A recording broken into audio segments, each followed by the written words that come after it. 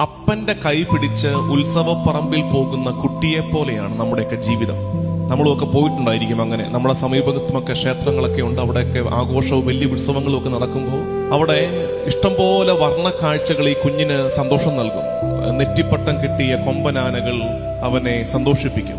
വാദ്യഘോഷങ്ങൾ അവന് ആനന്ദം നൽകും.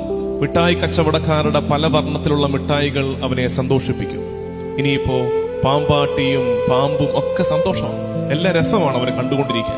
പക്ഷെ പെട്ടെന്നൊരു നിമിഷം ഇതെല്ലാം അവനെ ഭയപ്പെടുത്തും.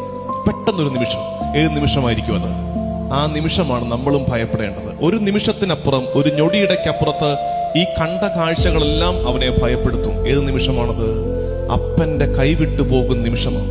അപ്പന്റെ കൈവിട്ടു പോകുന്ന നിമിഷം തൊട്ട് പിന്നെ ഇതൊന്നും അവനെ സന്തോഷിപ്പിക്കില്ല. നെറ്റിപ്പട്ടം കിട്ടിയ കൊമ്പനാനകൾ അവനെ ഭയപ്പെടുത്തും. ഈ ഫണമിടർത്തി ആടുന്ന സർപ്പങ്ങൾ അവന്